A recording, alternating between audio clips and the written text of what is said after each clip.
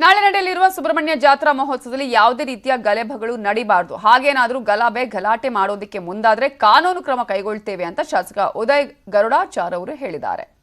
ಶಾಸಕನಾಗಿ ನನಗೆ ಜಾತಿ ಧರ್ಮ ಯಾವುದೂ ಇಲ್ಲ ಸ್ವಾಮಿ. ನಮ್ಮ ಸಂವಿಧಾನ ಏನು ಹೇಳ್ತದೆ ಅದನ್ನೇ ನಾನು ಪರಿಪಾಲನೆ ಮಾಡೋದು.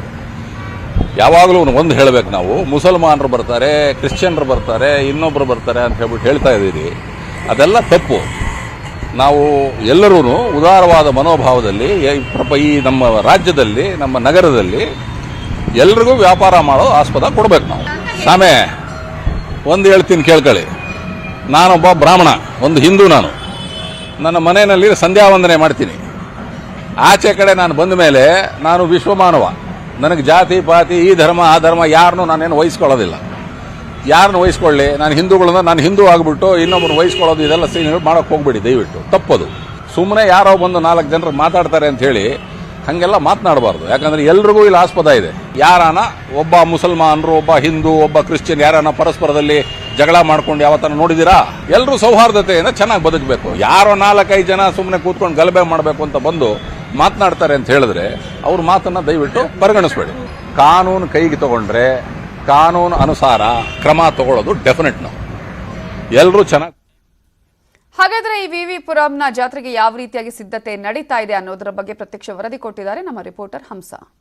ಕರಾವಳಿ ಬಳಿಕ ಈಗ ಬೆಂಗಳೂರಿನಲ್ಲೂ ಕೂಡ ಧರ್ಮದಂಗಲ್ ಶುರುವಾಗಿರುವಂತದ್ದು. ಅದರಲ್ಲೂ ಪ್ರಮುಖವಾಗಿ ನಾಳೆ ಬೆಂಗಳೂರಿನ ವಿವಿ ಪುರಂನಲ್ಲಿರುವಂತಹ ಸುಬ್ರಹ್ಮಣ್ಯ ಸ್ವಾಮಿ ದೇವರ ಒಂದು ಬೆಳ್ಳಿ ತೇರು ನಡೆಯುತ್ತೆ. ಸೊ ಪ್ರತಿ ವರ್ಷವೂ ಕೂಡ ಇಲ್ಲಿ ನಡೆಯುತ್ತೆ. ಸೊ ಹೀಗಾಗಿ ನಾಳೆ ಕೂಡ ಇದೆ. ಆದ್ರೆ ಇಲ್ಲಿ ಈಗ ಪ್ರಮುಖವಾಗಿ ಬಂದಿರುವಂತಹ ವಿಚಾರ ಏನು ಅಂತ ಹೇಳಿದ್ರೆ, ಇಲ್ಲಿ ಆ ತೇರಿರುವಂತಹ ಸಂದರ್ಭದಲ್ಲಿ ಅನೇಕ ಜನರು ವ್ಯಾಪಾರಿಗಳು ಬಂದು ಇಲ್ಲಿ ವ್ಯಾಪಾರಗಳನ್ನ ಮಾಡ್ತಾರೆ. ಸೊ ಹೀಗಾಗಿ ಇಲ್ಲಿ ಕೇವಲ ಹಿಂದೂ ವ್ಯಾಪಾರಿಗಳಿಗೆ ಮಾತ್ರ ಅವಕಾಶವನ್ನ ಕೊಡಬೇಕು ಅನ್ನುವಂತಹ ಒಂದು ಒತ್ತಾಯವನ್ನ ಬಜರಂಗ ದಳದಿಂದ ಈಗಾಗಲೇ ಮಾಡಿರುವಂತದ್ದು. ಈ ಬಗ್ಗೆ ಬಿಬಿಎಂಪಿಗೆ ಹಾಗೆ ಪೊಲೀಸ್ ಇಲಾಖೆಗೂ ಕೂಡ ಒಂದು ಮನವಿಯನ್ನ ಕೂಡ ಕೊಟ್ಟಿದ್ದಾರೆ. ನೀವು ಪರ್ಮಿಷನ್ ಅನ್ನ ಕೊಡಬೇಡಿ, ಸೊ ಹಿಂದೂ ವ್ಯಾಪಾರಿಗಳಿಗೆ ಮಾತ್ರ ಪರ್ಮಿಷನ್ ನ ಕೊಡಿ, ಅದನ್ನ ಹೊರತುಪಡಿಸಿ ಅನ್ಯ ಧರ್ಮೀಯರಿಗೆ ಯಾರಿಗೂ ಕೂಡ ನೀವು ಪರ್ಮಿಷನ್ ನ ಕೊಡಬಾರದು ಅಂತ. ಆದ್ರೆ ಈಗ ಇರುವಂತಹ ಮಾಹಿತಿ ಪ್ರಕಾರ ನಾಳೆ ಎಲ್ಲರೂ ಕೂಡ ಭಾಗವಹಿಸಬಹುದು ಅನ್ನುವಂತಹ ಒಂದು ಮಾಹಿತಿ ಇದೆ. ಜೊತೆಗೆ ಇಲ್ಲಿನ ಸ್ಥಳೀಯ ಶಾಸಕರಾದಂತಹ ಉದಯ್ ಗರುಡಾಚಾರ್ ಅವರು ಕೂಡ ಅದನ್ನೇ ಹೇಳಿದ್ರು. ಎಲ್ರಿಗೂ ಕೂಡ ಈ ಒಂದು ತೇರಿನಲ್ಲಿ ಸ್ಟಾಲ್ ಗಳನ್ನ ಇಡೋದಕ್ಕೆ ಅವಕಾಶ ಇದೆ. ನಾವು ಯಾವುದೇ ಒಂದು ಜಾತಿ ಧರ್ಮವನ್ನ ನೋಡಿ ಇಲ್ಲಿ ಪರ್ಮಿಷನ್ ನ ಕೊಡೋದಿಲ್ಲ. ಸೊ ಹೀಗಾಗಿ ಎಲ್ರಿಗೂ ಮುಕ್ತ ಅವಕಾಶ ಇದೆ ಅನ್ನುವಂತಹ ಮಾತುಗಳನ್ನು ಕೂಡ ಹೇಳಿದ್ರು.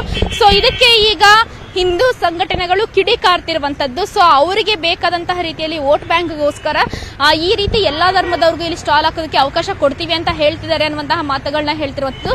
ಇದನ್ನ ಹೊರತುಪಡಿಸಿ ನೋಡಿದ್ರೆ ನಾಳೆ ಬೆಳಗ್ಗೆ 11:45ಕ್ಕೆ ತೇರು ಹೊರಡುತ್ತೆ. ಸೊ ಬೆಳಗಿನಿಂದಲೇ ಸ್ಟಾಲ್ಗಳನ್ನ ಈಗಾಗಲೇ ಹಾಕೊಳ್ಳೋದಕ್ಕೆ ಶುರು ಮಾಡಿದ್ದಾರೆ. ಇವತ್ತೇನೆ ಎಲ್ಲಾ ರೀತಿಯಾದಂತಹ ಒಂದು ಸಿದ್ಧತೆಗಳನ್ನ ಮಾಡಲಾಗ್ತಿದೆ. ಆದ್ರೆ ನಾಳೆ ಹಿಂದೂ ಸಂಘಟನೆಗಳಿಂದ ಎಲ್ರಿಗೂ ಕೂಡ ಒಂದು ಜಾಗೃತಿಯನ್ನ ಮೂಡಿಸುವಂತಹ ಒಂದು ಕಾರ್ಯವನ್ನು ಕೂಡ ಇಟ್ಕೊಳ್ಳಲಾಗಿದೆ. ಅಂದ್ರೆ ಇಲ್ಲಿ ಬೇರೆ ಅನ್ಯ ಧರ್ಮೀಯರಿದ್ರೆ ಅವ್ರಿಗೆ ಬಂದು ಇಲ್ಲಿ ಹಿಂದೂ ಗ್ರಾಹಕರು ಯಾರೆಲ್ಲ ಬರ್ತಾರೆ ಅವ್ರಿಗೆ ನೀವು ಅನ್ಯ ಧರ್ಮೀಯರ ಒಂದು ಅಂಗಡಿಗಳಿಗೆ ಹೋಗಬೇಡಿ, ಅಲ್ಲಿ ವ್ಯಾಪಾರವನ್ನ ಮಾಡಬೇಡಿ ಅನ್ನುವಂತಹ ಒಂದು ಜಾಗೃತಿಯನ್ನು ಮೂಡಿಸುವಂತಹ ಒಂದು ಕಾರ್ಯವನ್ನು ಕೂಡ ಹಮ್ಮಿಕೊಳ್ಳಲಾಗಿದೆ.